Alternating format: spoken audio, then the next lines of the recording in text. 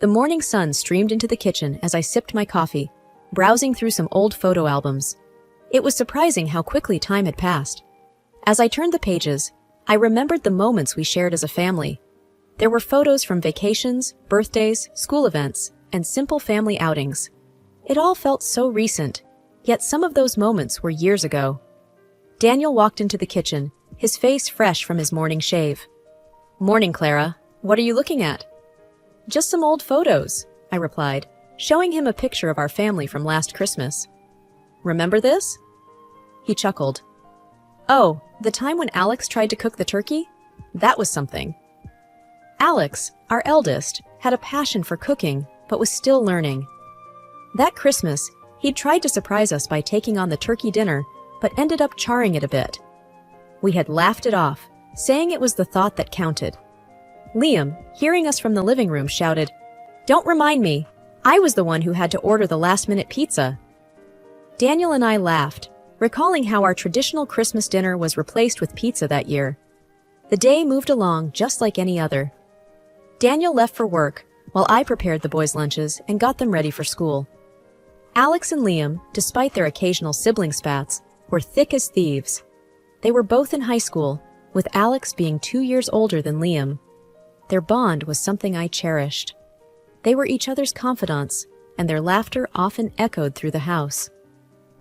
That evening, as we sat for dinner, I brought up Daniel's upcoming 55th birthday. "We should do something special," I mused. "Like what, Mom?"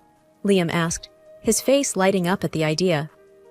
"I was thinking of a quiet family dinner," I began, but Alex interrupted. "Come on, Mom. Dad's turning 55. We should throw him a big party." Daniel, trying to hide his excitement, said, "I'd prefer something quiet, but I won't mind a party." The days leading up to Daniel's party were hectic.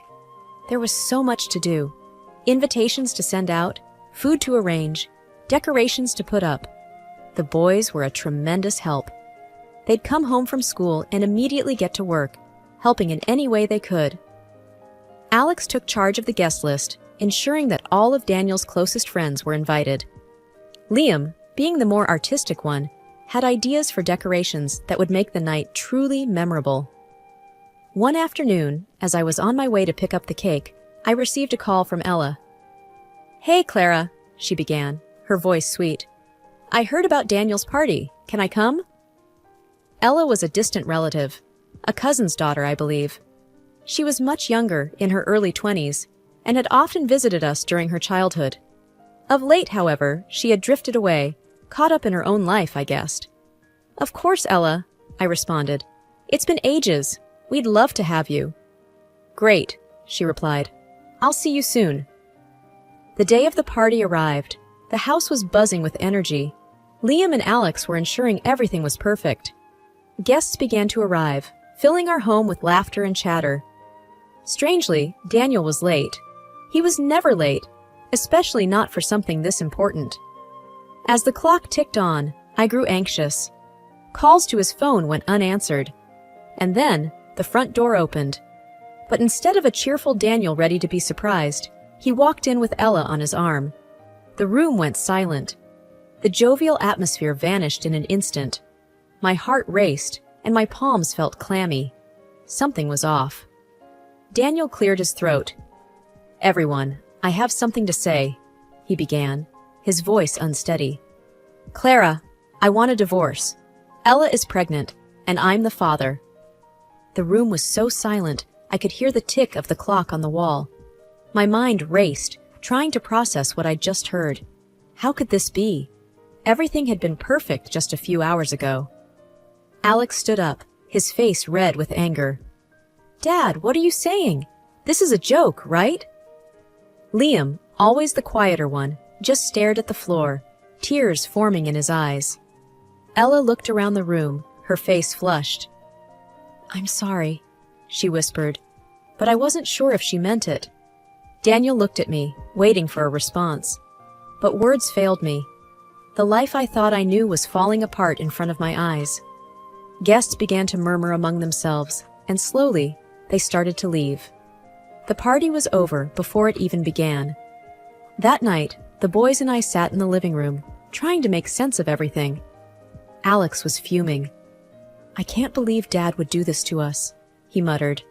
Liam, his voice shaky, said, "What are we going to do now, Mom?" I took a deep breath, trying to muster strength.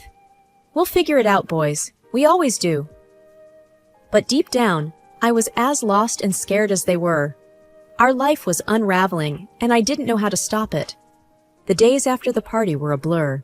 News of Daniel's revelations spread like wildfire. Friends and family were shocked.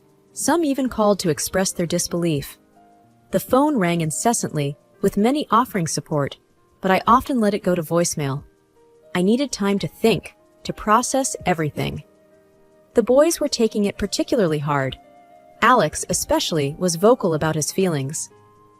"I can't believe Dad would do this to us," he'd often say, anger evident in his voice. Liam, on the other hand, was more reserved. He spent a lot of time in his room, often lost in thought. One day, as we were having dinner, Alex announced, "I'm going to live with Dad. Liam and I both. It's a bigger house, and besides, boys should be with their father." I looked at him, surprised. "Are you sure about this, Alex? Have you talked to Liam?" Alex glanced at Liam, who nodded. "Yes, we've discussed it. We think it's for the best." Liam added, "We just think, with everything going on, we should be there for him too." I took a deep breath, fighting back tears. If that's what you both want, then okay. The decision was made. The next week, the boys packed their bags and moved in with Daniel and Ella. The house felt empty without them, but I respected their decision. It wasn't long before things started to change, though. One evening, I received a call from Alex. "Mom," he began, his voice strained. "Ella is making our lives miserable. She throws parties all the time, and her friends are always over. They're loud and obnoxious." Liam took over the phone. "Mom, it's not what we thought. Ella doesn't want us there. She's making it very clear." My heart ached hearing their words. "Boys, you can always come back home. This is your home." There was silence on the other end. Then Alex replied, "We'll think about it, Mom." Days turned into weeks, and the tension grew. The boys were unhappy, and even Daniel started to see Ella's true colors. One evening, there was another knock on my door. It was Daniel and Ella. Ella, her face red with anger, started, "Clara, you need to take your sons back. They're ruining our life." Daniel looked embarrassed but said nothing. I replied calmly, "They're your sons too, Daniel. They can decide where they want to live." Ella huffed, "This is ridiculous. We can't have them here." I looked at Daniel, waiting for him to say something, to defend our children, but he remained silent. It was clear where his loyalties lay. The boys eventually returned home, and our small apartment was filled with life again. Although it was a tight space, the warmth of our bond made it comfortable. Ella's attitude had worn them out, and they regretted ever leaving. Their return also brought to light how deeply Ella's influence was entrenched in Daniel's life. One evening, as I was scrolling through my social media, an idea began to form. I knew Ella was always chasing after the flashy lifestyle. Her posts were filled with pictures of expensive items, fancy dinners, and luxurious vacations. I wondered if I could use this to my advantage. "Boys," I called out, gathering them in the living room, "I have an idea." Alex looked curious. "What is it, Mom?" "I think it's time we take matters into our own hands. Ella's been having her fun, but it's time we expose her for who she really is." Liam raised an eyebrow. "How do you plan on doing that?" I explained my plan, detailing each step. "I'm going to create a fake profile of a rich, successful man. If Ella is as shallow as I think she is, she'll take the bait." Alex smirked. "This could actually work, but what's the end goal?" I took a deep breath. "I want to show Daniel her true colors. I want him to see that she's using him, that she's not the angel he thinks she is." Liam looked hesitant. "It's risky, Mom. What if you get caught?" I nodded. "I know, but it's a risk I'm willing to take."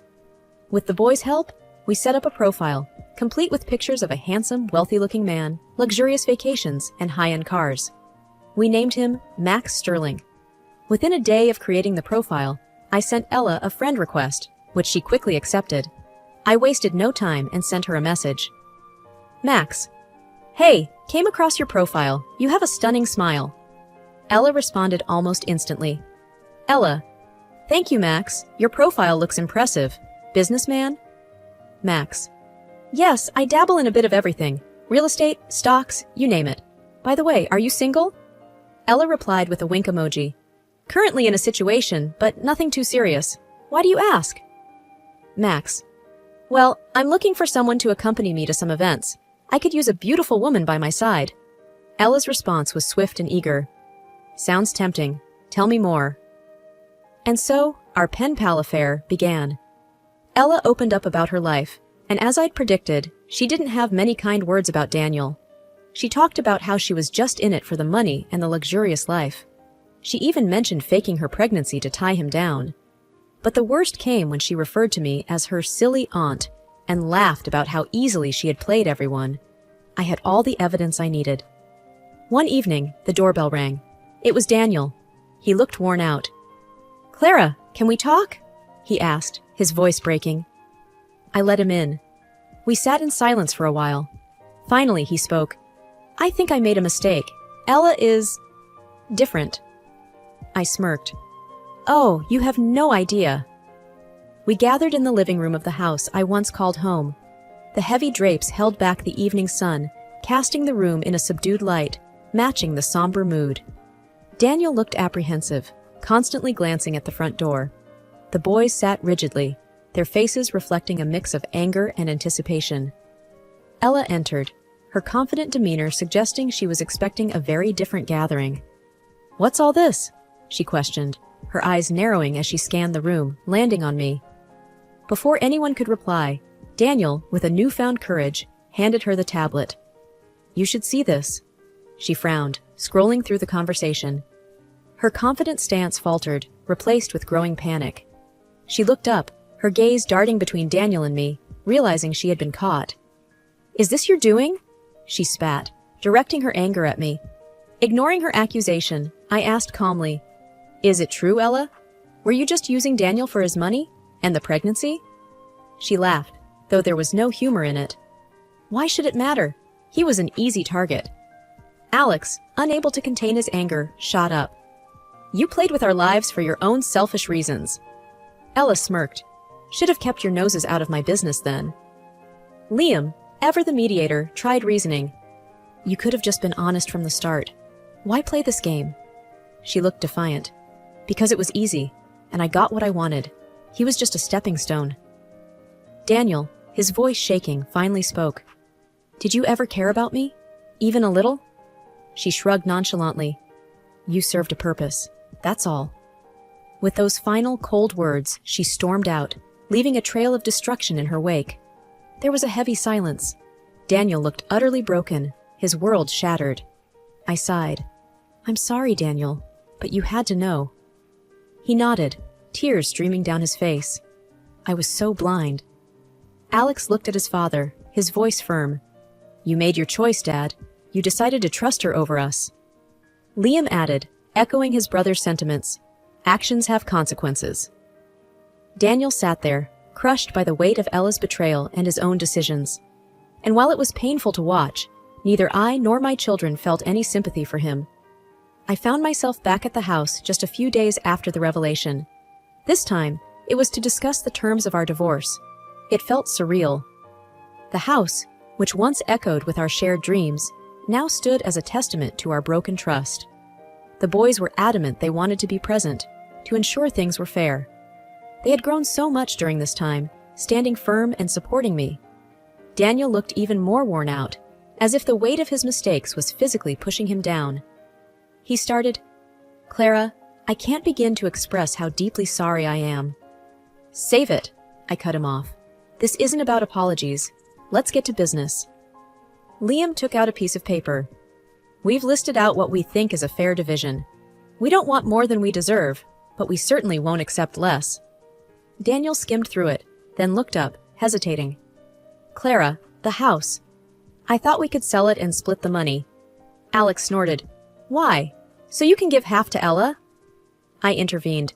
No, the house stays with the boys and me. You have other properties, you won't be left homeless. Daniel tried again.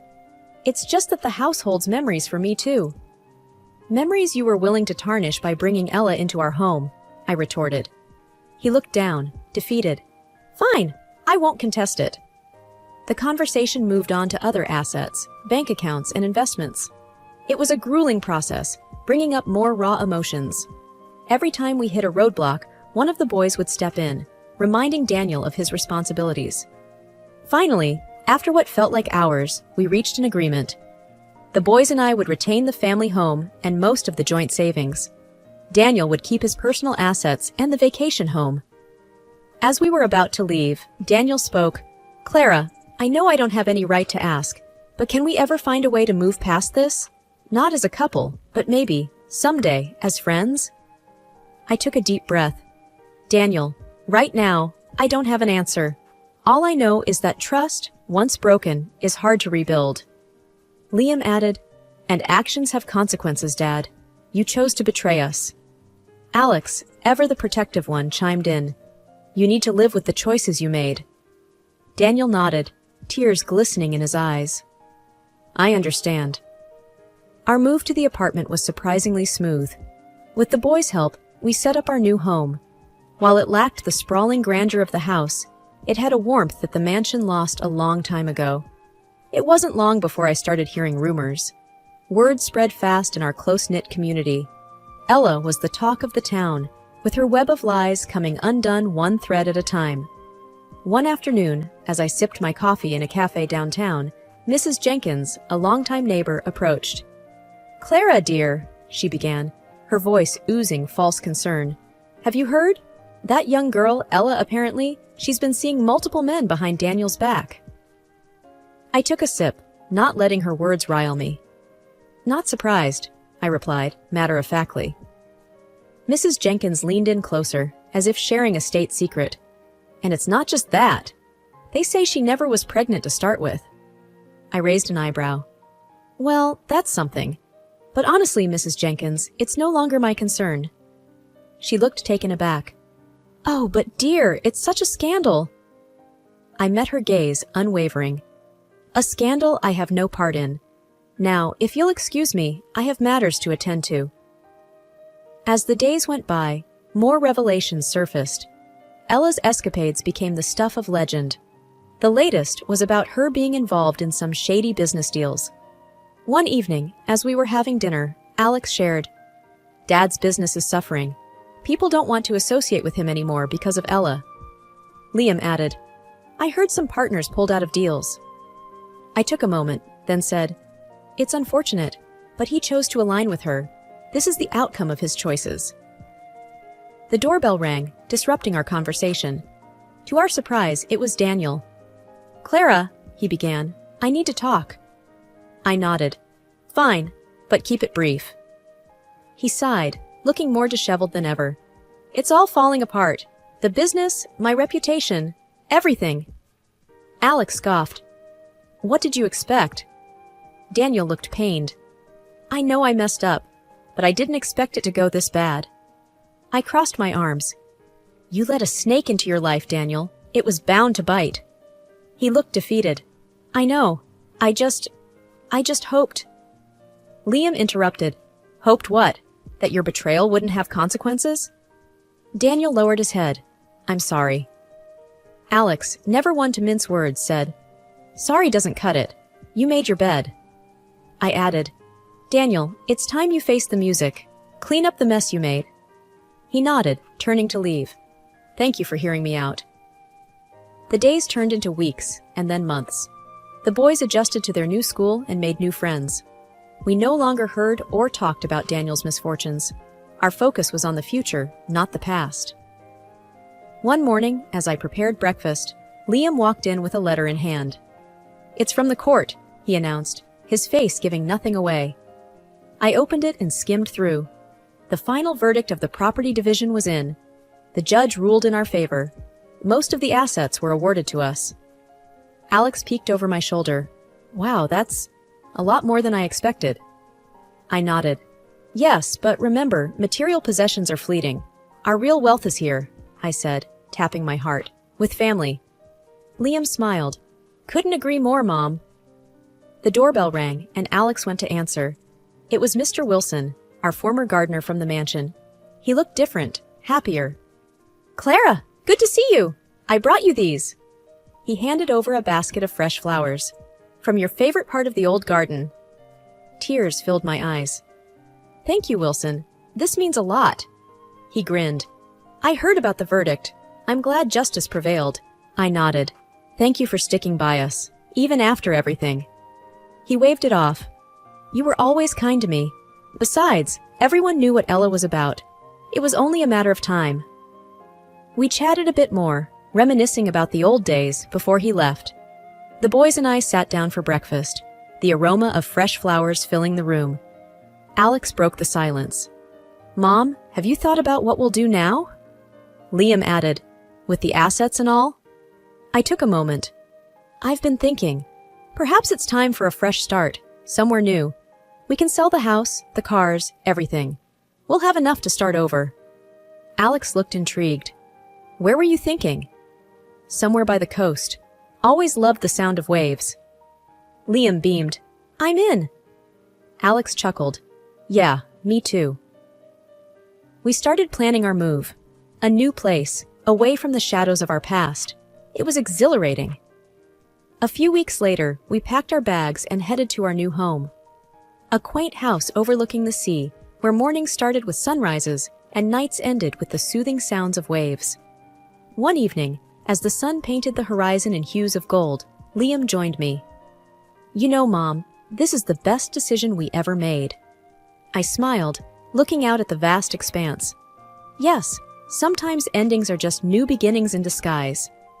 Liam wrapped his arm around my shoulders. Here's to our new beginning. I sighed contentedly. Here's to us. And as the sun dipped below the horizon, we looked ahead, our hearts full of hope, ready to embrace whatever lay ahead.